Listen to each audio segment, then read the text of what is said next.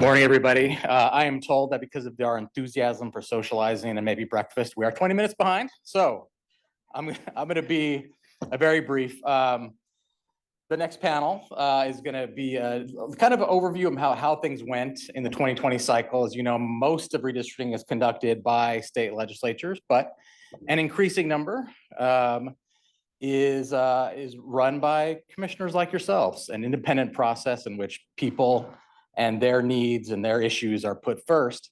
So I want to bring up the folks. So this has very like Price is Right vibe, but bring my panelists, Russia, John, Sandra, you guys come on up, talk about some reports on how redistricting went this cycle, a national report, charge report that we helped to work on, focus on Michigan, and also local redistricting in California.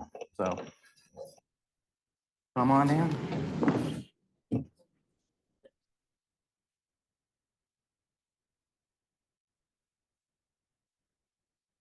To work eventually. Oh, okay. Yeah, go for it. Yeah. This one? I think rather than trying to give a proper introduction, I'm going to let each of you introduce yourselves. Please go right ahead. Well, good morning. Good morning. When I'm Lida in my language, but I'm Sandra Mitrovich. I'm with the National Congress of American Indians and lead our civic engagement work there, and was blessed to work with our coalition, our Charge Coalition family. And as we say, we have become a family in redistricting work. But we work on everything census redistricting, ACS, just what everybody said, building a stronger coalition across our tribal nations. I reside in Reno, Nevada, on northern Paiute and Washoe lands, but I work for our DC office. So I'm very excited to be here. Good morning, all. Russia Chavez Cardenas. I'm the Voting Rights and Redistricting Program Manager with California Common Cause. Our office has been working on redistricting matters since the beginning of our inception for a very long time. And I'll be sharing a little bit more about the report that we published following local redistricting matters related to the Fair Maps Act. Good morning. Oh, yeah. I'll trade with you. Yeah. Sorry.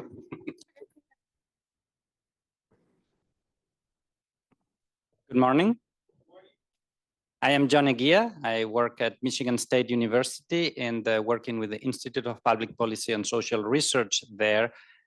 We were involved in first being a resource for the Michigan Redistricting Commission to have expertise on demand to the extent that they wanted it.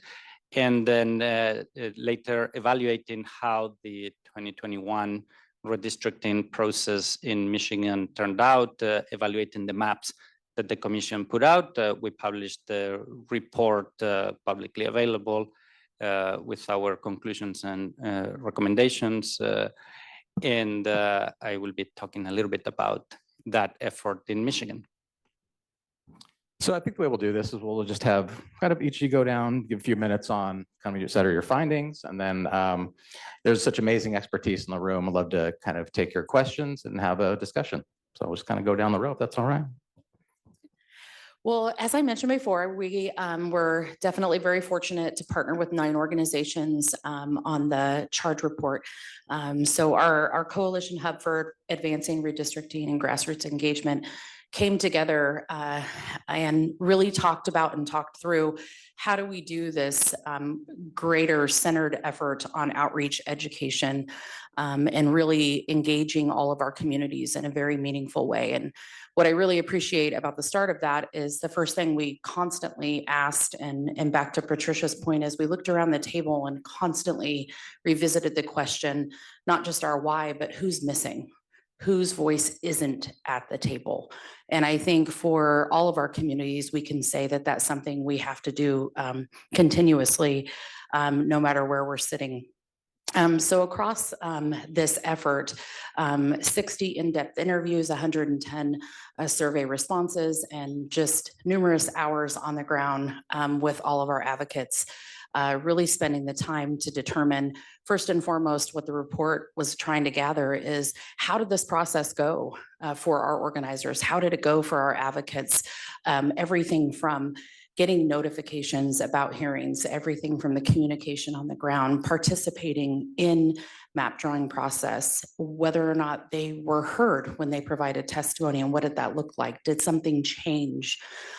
Even if they had strong coalitions, and you'll read in the report, even those that had really great grades, because it is a graded report, and everyone knows how we love getting grades or those red marks, right? We start to pay attention. People were starting to reflect on, there were those other communities we probably could have early and often engaged in that process. So we even heard from those groups. Some of the biggest things we were trying to, in our research focus, really target is that idea of transparency and accessibility, and accessibility across the board. Obviously, our friends in our National Disability Rights Network, we're constantly making sure that those questions are being answered, even those logistics of how are we getting people to places and spaces that need to have access. So not just access in terms of communication, but access in physical spaces. The role of community groups in organizing landscape, what did that look like in communities? Sometimes we tend to target priority areas and we go after states that are those priority states, but are we missing any gaps? Are we missing any communities in those spaces? So that was something we constantly revisited in question. And then the use of our communities of interest. And really what we found in the beginning is we constantly had to go back to our COI. We had to constantly then define with communities how we were working alongside one another. Some really key indicators we know, which I feel like I'm speaking to a lot of people in the room that know this too, but those independent redistricting commissions, knowing that oftentimes they're in our report finding that they were a little bit more responsive than other groups, finding that key findings too is funding early and often. So as national organizations, what we're looking to do in many ways is strategize amongst one another on how to ensure that our communities, our grassroots organizations are receiving the funding that they can to do the work on the ground. And so really making sure that that capacity is there. We came out of a really important time where a lot of communities were shut down, disconnected. So how are we ensuring that they are getting the adequate amount of funds to build that capacity, participate in communication efforts? Many of our communities are rural. They're in places that are maybe cut off, their broadband or infrastructure is not present. So how are we ensuring that we are getting those resources to them?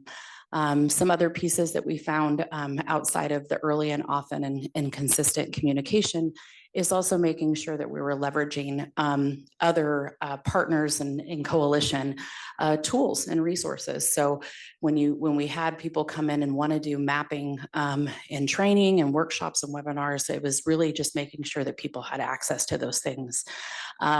Definitely leveraging people like, RDH, Redistricting Data Hub, reached out to us a lot with reports and different pieces, sitting on coalition calls with other partners in the room that are here, and just getting some of that knowledge to our communities in a very meaningful way, I think was really important. And those are all part of what you're going to read in the coalition report.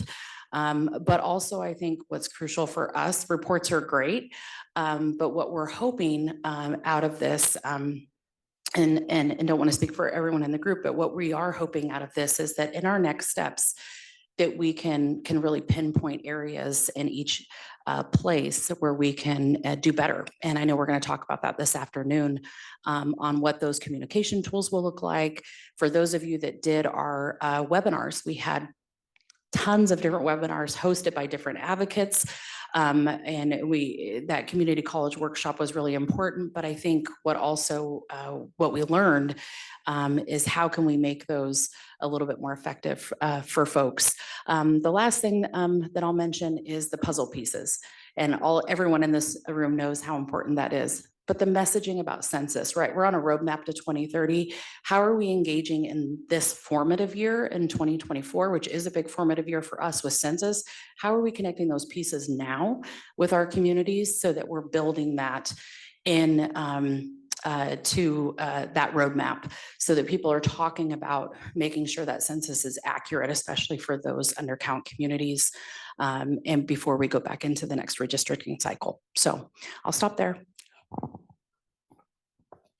Thanks. Go for it. I'll talk a little bit. Our report really focuses on the outcomes of the Fair Maps Act. So in 2019, the California legislature and the governor signed the Fair Maps Act. And for those of you who may not know, a lot of you probably do, it was really a local redistricting focused piece of legislation that required the adoption of mandatory ranked criteria for local redistricting efforts that prioritizes keeping communities whole. Another piece of that legislation was increasing the number of hearings and public meetings available for map adoption and ensuring that those meetings occurred before the map was adopted to ensure that the public could participate. Another piece of the legislation was really about advance notice and transparency and ensuring that local redistricting occurred in a manner that was transparent. Thinking about websites that allowed individuals from the public to have access of when those commission meetings were going to take place.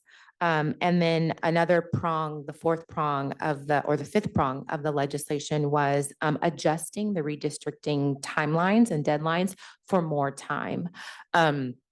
After that piece of legislation passed, a group of coalition members got together, Common Cause, ACLU, Asian Americans Advancing Justice, MALDEF, and commissioned a report to study those findings of the local redistricting commission to see like how did it happen and what happened on the ground in the local efforts. And there are a summary of recommendations that came out after that. And the top lines of those recommendations is time. Independent redistricting commissions need a little bit more time, particularly when you're thinking about how we adjust the primary elections. Sometimes we know the legislature will adopt legislation in the state of California and move our primary from March to June, depending on what is happening. Given those timelines, you can butt up against a redistricting deadline at a local level that makes it difficult to do the maps in a short period of time. Another piece is transparency. The transparency piece was found to be really helpful for the local jurisdictions who did use a website. Our friends at MALDEF found that there were some jurisdictions who didn't do it at all, and that they had to kind of call them out and try to bring them along to let them know that they were violating the Fair Maps Act, and to pull them along to say, you've got to make this more public. We've got to get this information out there so that we can get communities to participate. In the report, we did find that the local jurisdictions that did have a website, we did see increased public participation, and it did improve the overall outcome of the map. Another piece of the recommendation was public participation. It went hand in hand with the transparency piece. So in those instances where we saw greater transparency are when we also saw increase in uptick in public participation. In terms of criteria, I think the biggest recommendation there is to prohibit jurisdictions from drawing lines that favor or discriminate against incumbents. The Fair Maps Act does not specifically exclude explicitly in the legislation incumbency protections. And so we saw some instances where those incumbency protections still happened and where local jurisdictions were still manipulating and drawing lines to ensure incumbency protections. Another thing that we saw is that we'd want to make sure that the rank criteria is followed to the maximum extent possible. We also saw local jurisdictions kind of finagle and wiggle around the ranked criteria piece when they could. And then thinking about the commissions in themselves, the local commissions, at the time of the analysis, there were some that were like advisory commissions where they just report their information to the legislature, and the legislative body could decide to adopt that map, or they had truly and wholly independent commissioners where the commissioners were randomly selected. They weren't appointed by the legislative body. In the findings, we found that the commissions that were independent performed better and had better outcomes than those that were the advisory commissions. And so we can get more into, you can ask more questions about the report, but I just wanted to kind of walk you through the high level findings of what we found. Hi. So our experience in Michigan dovetails with this one as well. We had an independent commission, and it was successful at transparency and public engagement. That was transparency was built into the constitutional amendment that gave birth to this commission. All the commission's dealings had to be in public, which generated public engagement, both in the form of public hearings, participation, local media attention. There were reporters constantly following and tweeting about in the commission's doings, writing articles for the Detroit Press that will be read throughout Michigan, and other sources of information. So the public was engaged, both following and participating in those public hearings, sometimes critically, but it made the process as to how those maps are drawn, with their controversies, with their warts and all, something that was part of the ongoing public debate in Michigan through the fall, with great public input when the public did not share the commission's view on particular maps. So that was a substantial gain of process. None of those nightmares of just waiting to see what happens behind closed doors that Kathy was talking about. And also that leads to a better education of the public. People could see how it's done, what are the problems. It's not just input from the public to the commission, but it's also learning on the part of anyone interested as to how difficult this process is and what are the challenges that are holding the commission, things that people might not have thought otherwise. So that was one aspect of what would clearly contribute to a very different process, one that leads to greater engagement and indirectly greater legitimacy, in that even people who do not like or do not agree with the map at the very least understood what are the constraints and the processes that led to this map that they may have objections with. So that was a success in process, aided by the courts. The aspects of it were contested in court, and the courts intervened quickly to determine rulings as to how exactly the commission should interpret its commitment to transparency, and it was in a maximal way. But then once the court spoke, then that became clear and to proceed forward.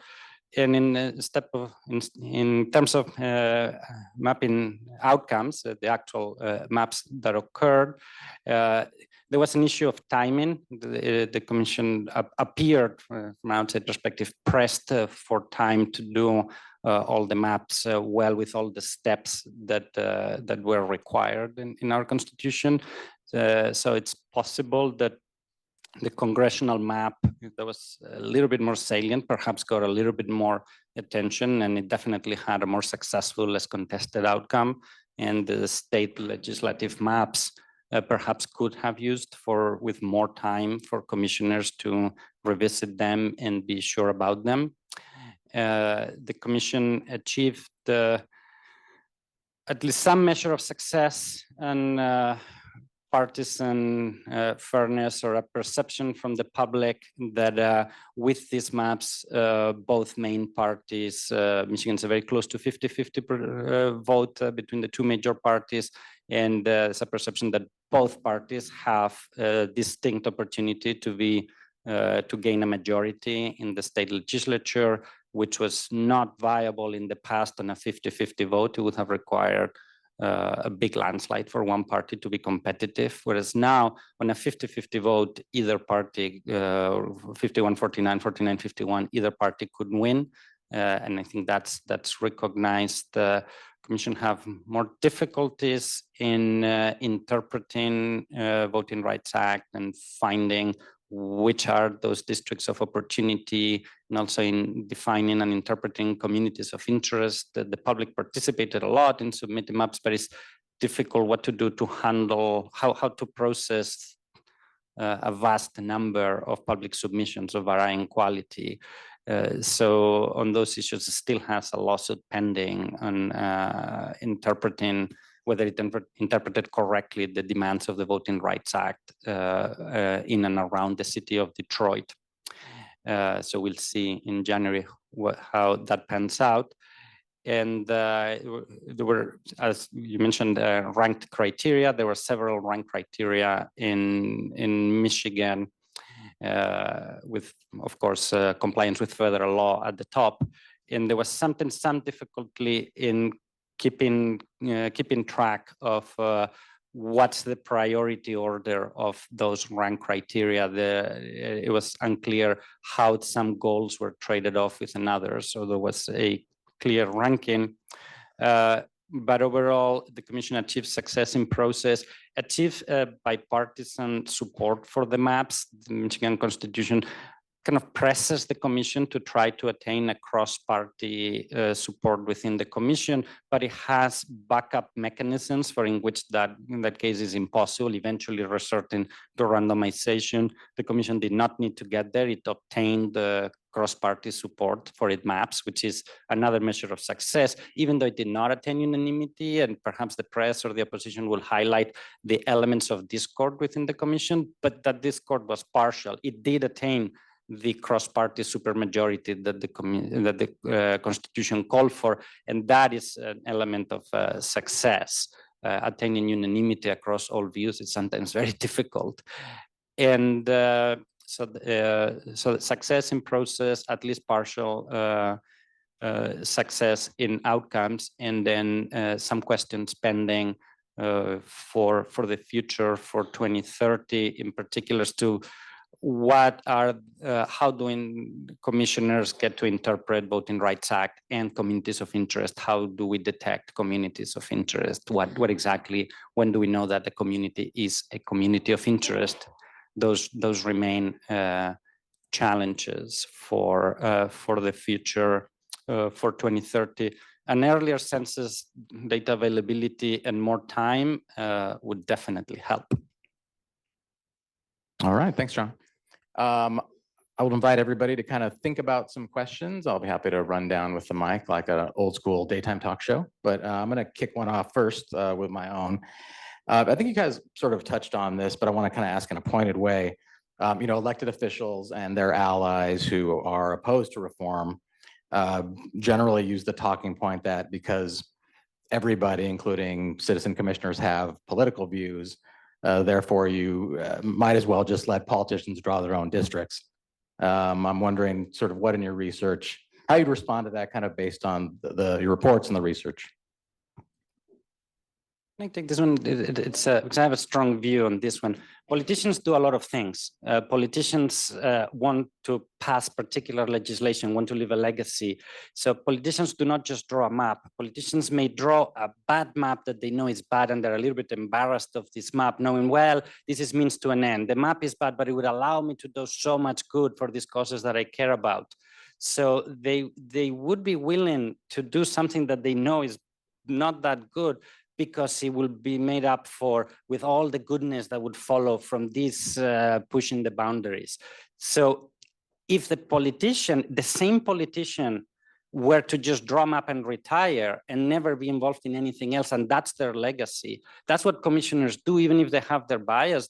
Their legacy is the map, not the further legislation that comes forth. So I think commissioners, even with the exact same bias, would not be willing to do that mental trade-off. I think commissioners, that's their legacy, is their map. They'll stand up, they need to show, I did this map is good. They cannot be trade-off, well, the map is flawed, but look what I did later, I gave you these policies. Commissioners draw maps, so they want to do a good map. In my experience, all commissioners that have been looked at, they wanted to do a good map. They disagreed on what's good, but so putting people that just do, this is what they do a map and that's it. The map is not means to an end. The map is what they want to be good. So I think it's very different.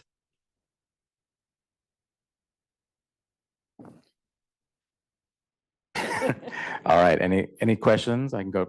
All right, we'll go. Okay, go for it, thanks. Or comments? Thank you for being here. Simon Tafoya, Colorado Congressional Redistricting Commission. I think I'm going to direct this to Sandra. In my experience as a commissioner, particularly looking at the Native American population who live on reservations, because of their geographic isolation and, it's finite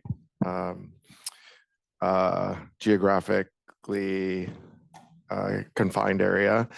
And so oftentimes what we would try to, when we would engage the population, the reaction from leadership was, we don't want to piss off either side, whoever wins.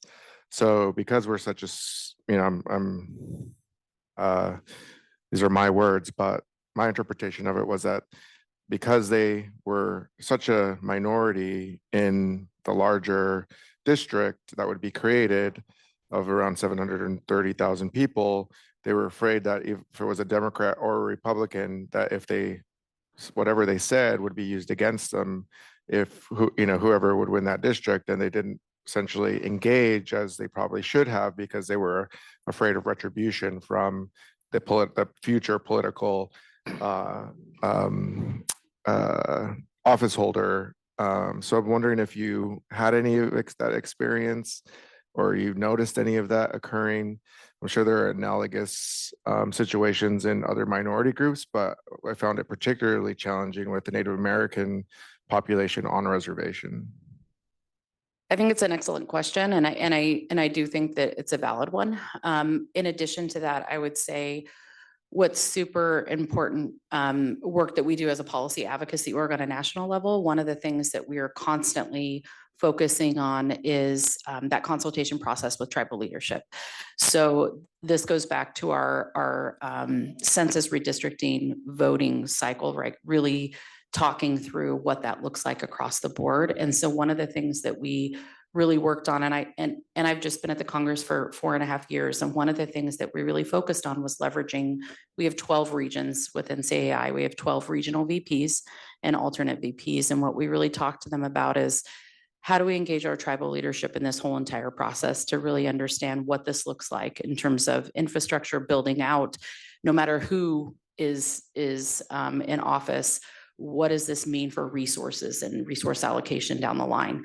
That is where we started to make inroads with communities that maybe, to your point, were on the fence about engaging or participating. And so putting those numbers together, putting that with different things, financially, appropriations, resources, those types of things is what actually helped us to engage in that conversation. The other part of it is for us to also make those connections with those people in office. So no matter where they might be, whether that's, in challenging states, and you'll read in the report, North Dakota, South Dakota, other areas where we really had some difficulty in redistricting. There were some wins, with Crow and Lower Brule, but in other places, we had some definite challenges this cycle. Is working with groups like our Native American Rights Fund group and our Native Votes Coalition to come in and talk through some of those pieces. The other thing is reminding and talking through tribal governments about their own sovereignty and what that looks like. So reinforcing that power within their own right as a sovereign entity and what that looks like. So most of us in this room talk about power building, but that's something too we have to remind ourselves as tribes as well. Arizona saw this especially in the last cycle. They saw how coming together that they could move the needle in voting power, especially across our tribal nations, and what that looked like and what they could leverage. And there's still, some challenges there, but they're also in a good place with different representatives too. So those are some of the things I know we did in messaging, but also working across party lines. And we're still doing it. So one of the things we're working on right now is a Native Voting Rights Act. And we have to bring both sides of the aisle together on that. It can't just be one or the other. And so that again goes back to that hard line negotiation with tribal governments, having more meaningful consultation with them, getting them to the table to engage in the process all the way through. But I think your question is a very important one, not just for Native communities, but all communities, because there is real fear. And our messaging goes a long way in that too. And we do have more grassroots coalitions on board. California Native Vote Project here, Western Native Voice in Montana, 4 Directions that works across the country, but focuses in the Dakotas. many of those grassroots coalitions have stayed online. It's like year in and year out to engage better and provide that support to those tribal nations. So I would encourage, and specifically if you have specific tribes in mind, to reach out and work with us too, because that's our job as a national coalition serving tribes. But we have many others that are there to help too. So.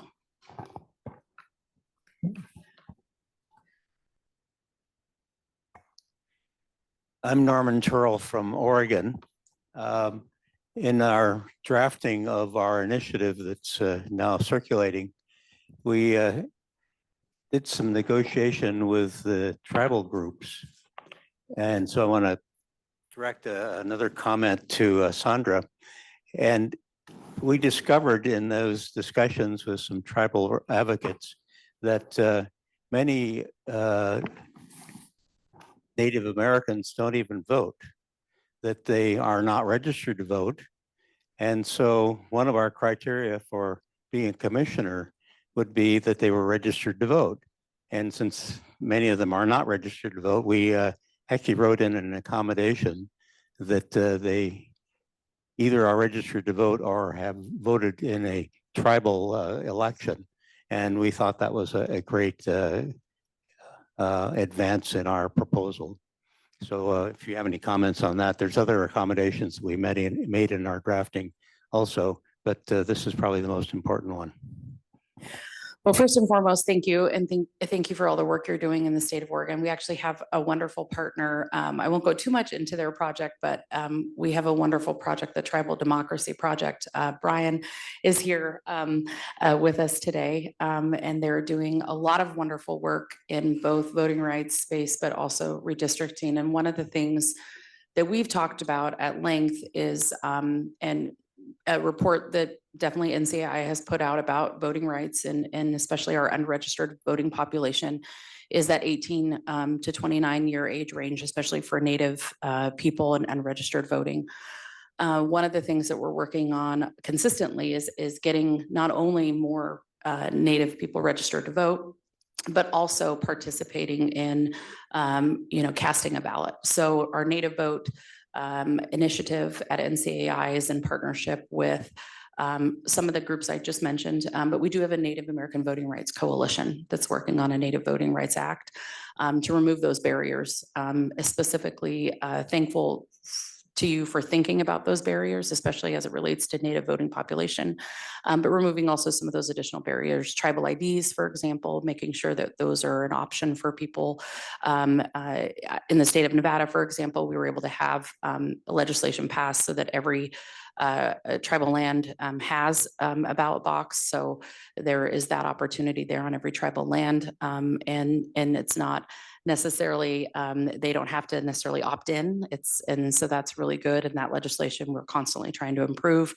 But all of those little things can be helpful. But also in addition, I would just go back to briefly that consultation that I mentioned earlier. So anything that's done in consultation with those tribal governments and in Oregon would it especially is an opportunity. So finding ways again to just leverage better ways to engage population in the voting space, but also throughout the whole cycle.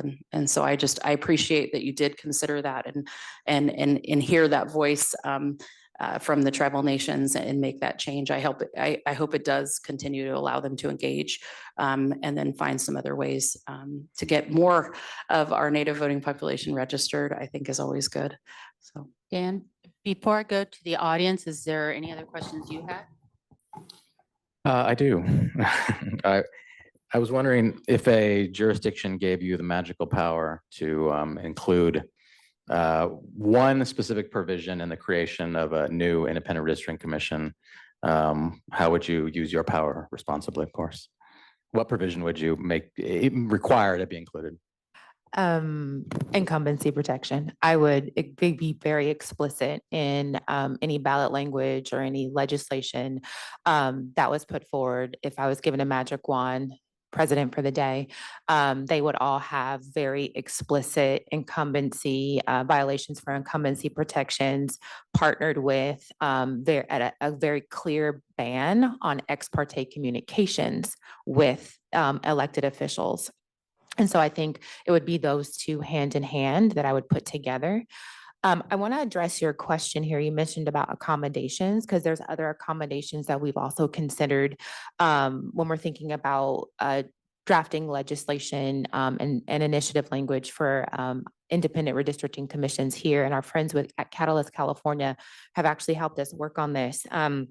And that is a residency requirement. And so initially, when we were thinking about setting up commissions and language here in the state, folks were also thinking about, voting or voting age, or have voted in a past election. And in conversations with folks on the ground and community, sometimes civic engagement doesn't always look like voting for everyone. And sometimes it looks like residency. And so the other accommodations that we've been thinking about are, should a requirement to be on a commission be residency, showing some level of civic engagement? Like, did you participate at your local school PTA? Are you on your local neighborhood council? How are you engaged in other ways? And so when we're thinking about accommodations, we're thinking about things like residency, other forms of civic engagement, PTA membership, just to be able to broaden that pool of individuals who can sit and serve on the commission, so people can get in where they fit in, essentially. And so I wanted to add that as other ways to think about accommodations. Russia, we had a question on Yeah. where can that report be downloaded? Oh, Where can it's it be on our found? website, and I can also email it to you. It's called the Promise of Fair Maps Act. It's on the California Common Cause website. And I think we've put it on the commissioner's website. It is. As well. So it's a great report. And we have a question right over here, Dan, if that's okay. Or did you want everyone to tell their dream? Yeah, Sorry. You want to use your magic wand? You want to use your magic wand, John? I think rather than one recommendation, I would direct them to read the Brennan Center reports and how to do commissions, and that would be and then they can pick the one they most like from them. But Brennan has great resources. That will be my starting point. You tell them to go read that. Great. Okay. All right, we have a question over here. Hi, Russia. Thank you so much for your report. How many of those?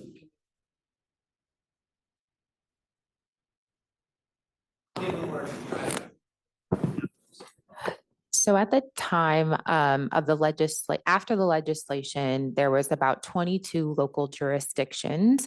2 were clearly independent, where the commissioners were selected randomly.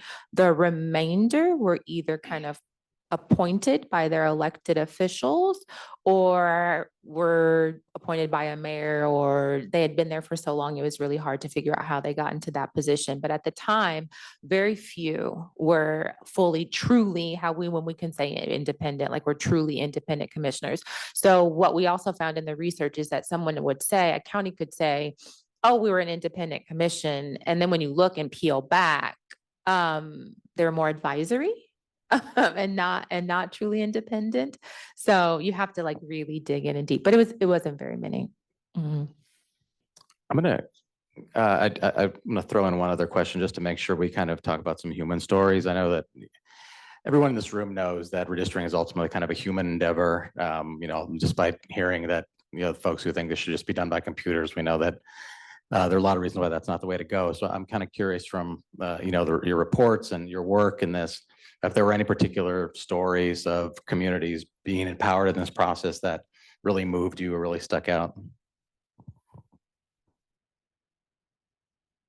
It's somewhat personal, but it did move me. So I was author of this fairly dry 170-page academic report that you spent a lot of hours writing, and who's going to read this? And maybe the commissioners, but outside a very small circle.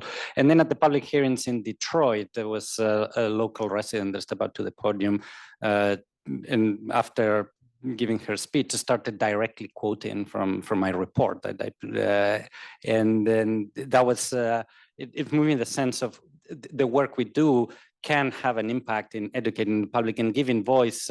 Clearly, the report didn't change what this woman was thinking, but it gave voice in pseudo-legalist adjacent words, that just gave voice to someone that otherwise maybe would have found it harder to express her thoughts. And to me, that was very moving and very motivating, much more so than the rewards of academia itself could have been.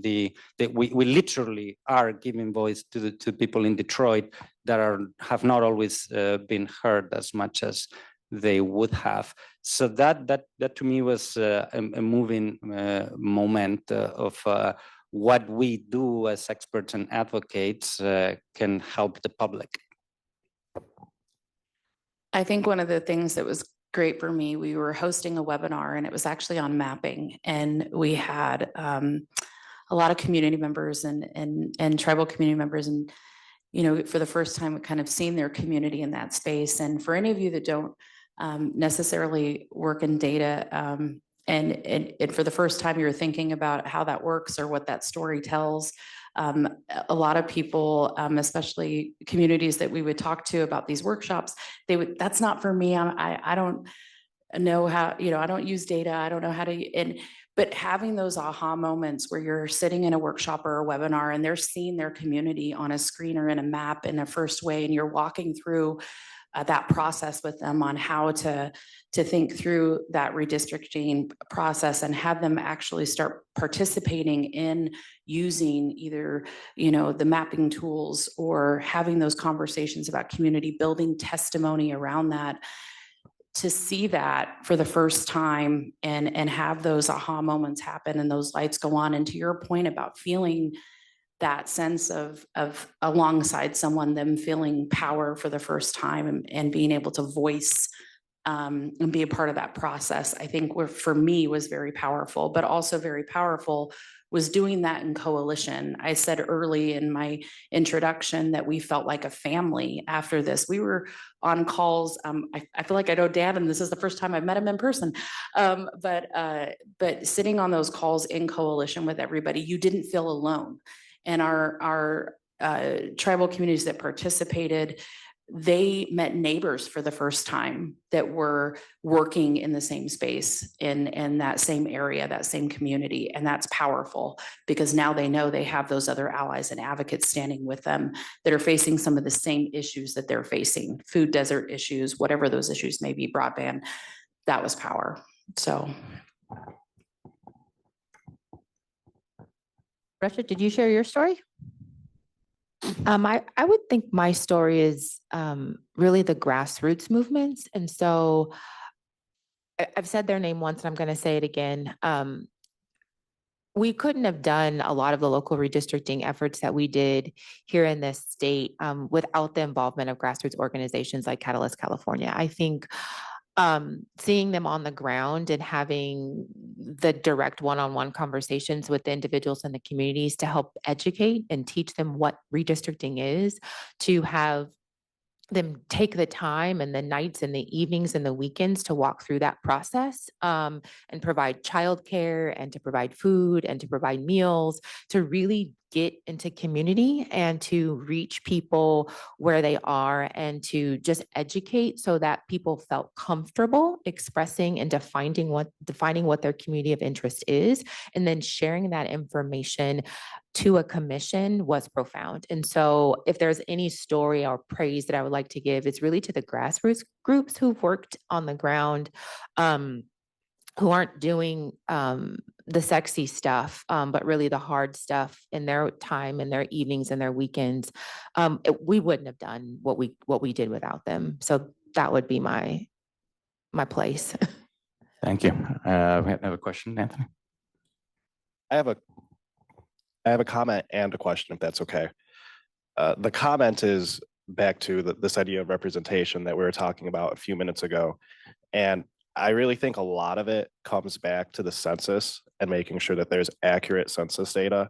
In Michigan, for example, it's likely that the Black community in Detroit was undercounted due to the pandemic and various issues with the Census Bureau. And I remember very vividly, we had a public hearing in Dearborn, which is a large Middle Eastern population. And There just were so many folks telling their stories on how they felt not having a checkbox on the census for Middle Eastern, North African descent, and how that systemically disenfranchises their community. So kind of a two-part question. One is, how do we make sure that we're getting accurate data from the Census Bureau? And then on a second question on a different topic, it seems that even within independent redistricting commissions, there are kind of two ways to do it. You have commissions that hire experts to create their maps and then approve them. And then you have commissions where the commissioners are the ones drawing the districts. And I'm wondering if there's any data in your report about the outcomes of those two methods. While they're thinking, I'm going to challenge the women in the room to have some questions, please. I'm thinking about the data, about the last question you asked about the data. We have seen where the commission will hire like a demographer to work with them on that map. In some instances, we can see counties and local jurisdictions behave poorly, and the demographer just draws the map that they want to see, and it's just taken. And then in other instances, we've seen where demographers work really well with an independent commission and really understand what that rank criteria is, and really understand that definition of community of interest, and really grapple with the same questions that the commission is grappling with to produce a good map. So it's more anecdotal of what we've seen. I don't have like a statistic or a piece of data, but I think I would say we've seen both. And then in terms of the census piece that you were talking about, we are aware that the census right now is relooking at its definition for some race and ethnicity classes, particularly like the Hispanic and Latino definitions, and what that impact and how that trickles down to others. And so I think if we continue in our efforts to monitor that, and to continue to weigh in, and to continue to communicate with the Census Bureau as they're redefining those definitions now, we can press the issue and the need for greater definitions and more accurate definitions related to the North African community and individuals who generally don't find themselves on that checkbox.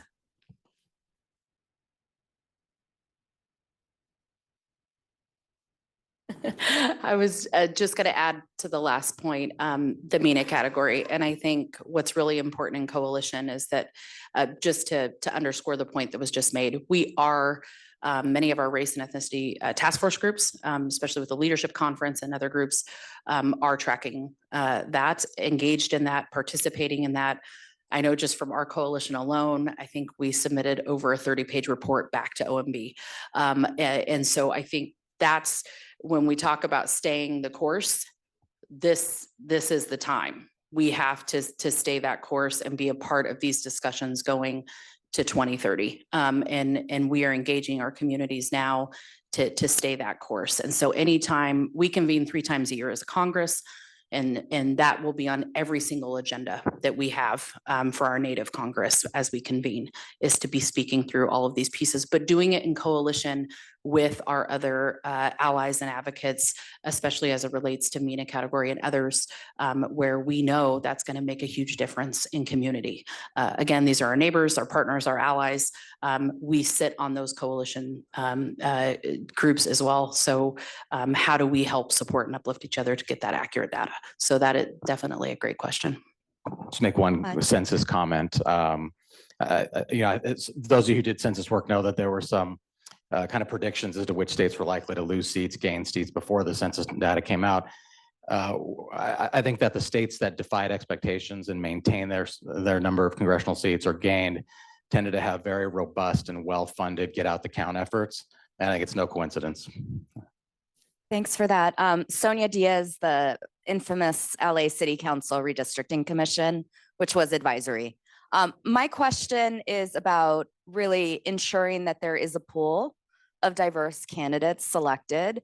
And I want to commend everybody for expanding eligibility But ultimately, the application and the selection of commissioners leaves a lot to be desired, especially as it relates to growing youthful, diverse communities of color, Asian American, and Latino. Here in California, we saw the statewide commission lacked representation from its plurality population when the initial commissioners were selected. So going into 2030, recognizing that there is mistrust between our citizens and our politics, and also ways in which technocratic bureaucrats cannot reach communities that are often most impacted by these efforts. What are some of the best practices for getting folks to put their names in, but also ultimately selected to sit on these bodies? I'll just chime in first, I guess. What we found, I think especially, I know Kathy did a lot of work after the California Commission was first created.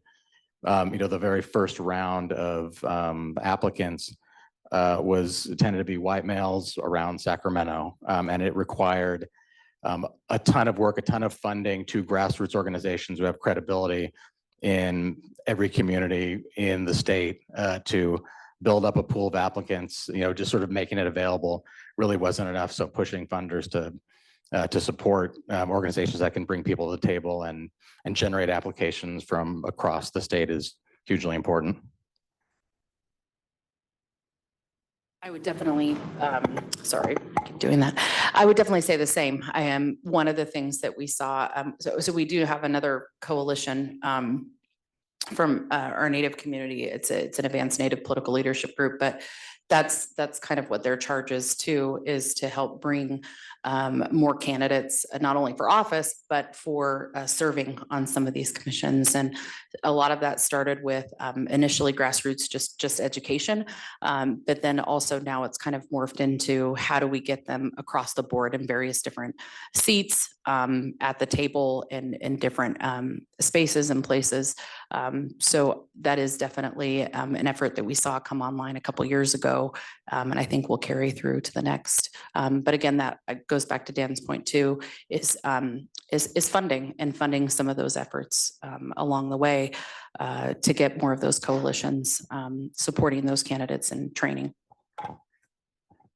What we saw in Long Beach was profound. And so some of their best practices that the city used was they had a lot of outreach to local and ethnic media.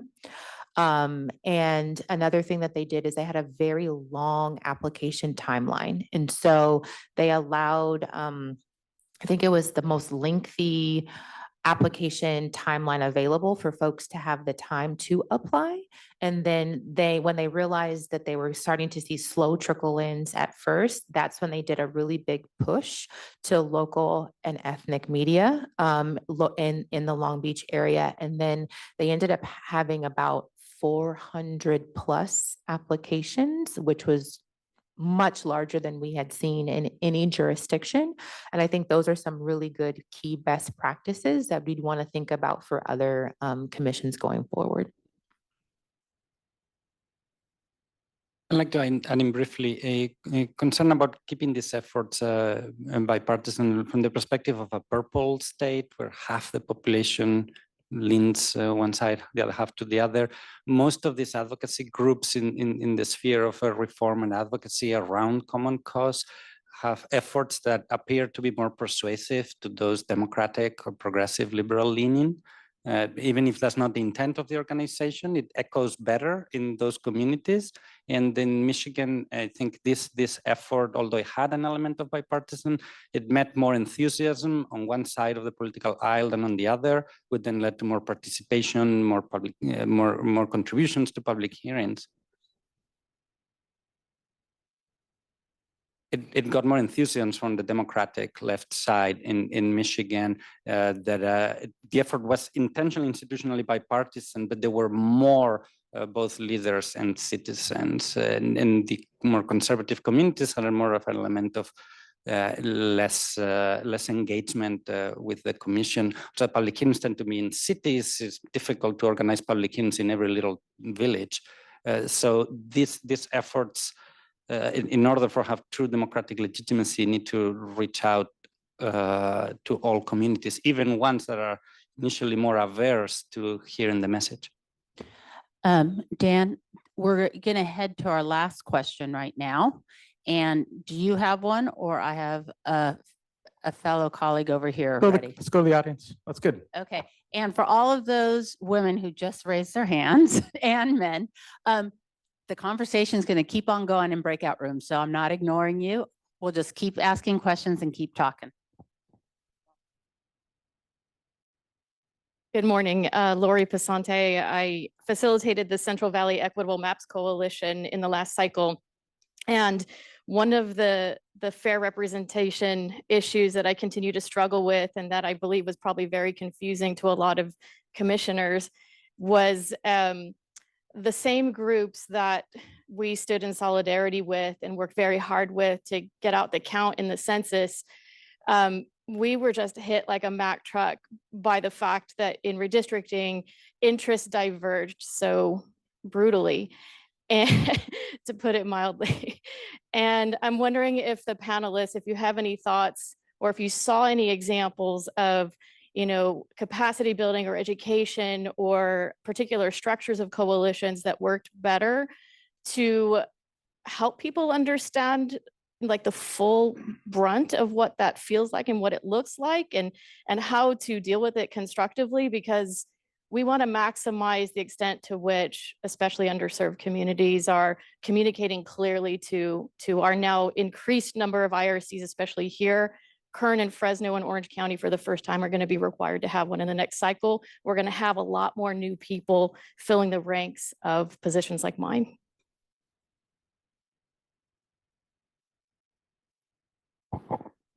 I think the one state that I heard back from, and this was probably my looking in from a national organization, but also working with some of the grassroots local in New Mexico. We had a great GOTC effort in collaboration. As you all know, that was a tough time for all of us with everything going on. But I do feel like even with tribal communities shut down and not necessarily allowing off-res individuals on to the tribal lands, working with our grassroots coalitions in New Mexico with GOTC was really great. We had NAVRA, we had NAVA, and a wonderful leader, and we were on calls pretty consistently. It was just a wonderful coalition effort. Advocates were all in allyship with each other. And then we shift to redistricting, and there was some of the feedback we got, especially through our interviews. We did some both personal interviews and got some survey responses back, is that they felt that there kind of was a shift where then tribal population wasn't necessarily engaged at the outset, but they were brought in later. And so they wondered why that shifted from GOTC effort into redistricting. They were able to kind of adjust and pivot back, which helped from all the feedback we got, that actually helped get it back on track. But that was something that we saw, and it wasn't, in asking that question, to your point, it wasn't necessarily kind of like, well, we didn't think those communities mattered anymore going into redistricting. It was more so just about collective leadership and efforts that were taking the redistricting kind of lead, and how to go back and engage and make sure that those people were still online.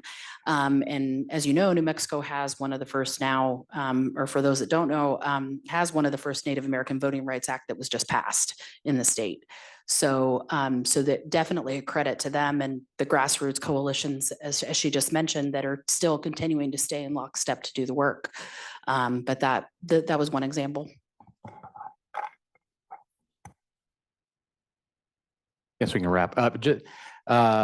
One quick thing before I say thank you to our panelists, a pitch to the commissioners in the room. We have a film crew here, trying to do about 20, 30-minute interviews to just learn about your experience. They're in the room across the way. And there's a sign-up sheet on the agenda page. There's a button that says Commissioner Video Interviews, where you can sign up for a time slot. We'd really appreciate if you could do that, and since we have you in the room. But with that, thanks so much to our panelists for the great insight.